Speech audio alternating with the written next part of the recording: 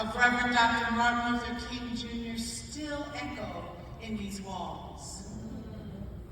We gather here today because we believe that peace is possible. We gather because we believe that love is stronger than fear. We gather because we know that when people of every faith and every culture and every generation stand together, justice is no longer an idea. Justice becomes a living force. And so our theme today is unity in diversity, but that is not just a slogan. It is a spiritual mandate.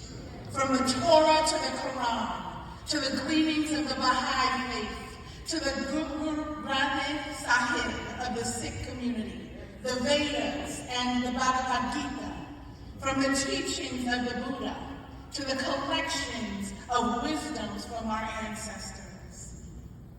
We are told again and again that human dignity is sacred, that compassion is holy, that every child and every person carries with them the spark of the divine. In my own Christian faith, Jesus blesses the peacemaker and names them children of God. I haven't found a tradition yet that does not see or implore us to see the image of the holy within our neighbor, within ourselves, within our young people. And yet, my friends, we must be honest that the path to peace is not easy. We live in a world where violence is not only physical, it's financial, it's psychological, it's structural. It shows up in poverty and income inequity.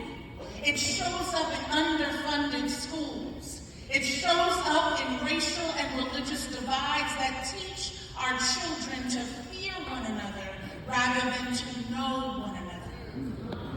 And the greatest challenge to peace is not disagreement. The greatest challenge to our peace is the distance we allow to grow between us. This is why the work of the Interfaith Children's Movement exists. Born out of a question that Marian Wright Edelman asked, where are people of faith when decisions around child well-being are being made in Georgia? When she asked this question, Georgia ranked 49th out of 50 in the United States. Last year we ranked 37th, and this year we ranked 39th. Where are people of faith when decisions around child well-being are being made in Georgia? And so our movement started with the palpable desire to change that narrative. And a small but mighty group got together and said, we will do this work across faith traditions. And we will start with prayer. And they planned for a prayer celebration on what they thought would be the perfect day, September 11th, 2001.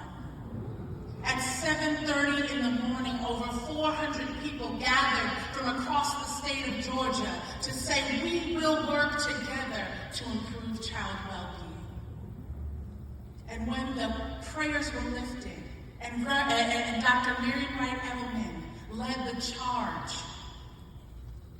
the press started to leave the room, finding out what was happening in the northeastern part of our country. And when the world chose to divide, our movement said we will stand together. And for the past 25 years, we have been developing the voice of young advocates and old across the state of Georgia, who are not only looking to meet immediate needs, but to change the very structures that seek to divide us. And so, my friends, I invite you to turn our attention now to the work ahead. Dr. King reminds us that the moral arc bends towards justice, but it doesn't bend on its own. It must be led by people who are willing to do the everyday work of love. And the Interfaith Children's Movement is committed to developing those everyday peacemakers. And And so standing with me, it brings me to our young leader who comes today, one of our brilliant youth advocacy interns, a student who believes that peace begins with understanding and beloved community can be built in every school. He has a vision for a curriculum that teaches students and educators not only to excel academically, but understand one another deeply. And so his plan reminds us that if we veer away from learning our collective history, the history that hurts and the history that heals, we will be doomed to repeat it. And so I ask you to open your hearts and open your spirits as we welcome a rising peacemaker in our midst. Please join me in receiving our youth advocate, Muhammad Ali Thahir.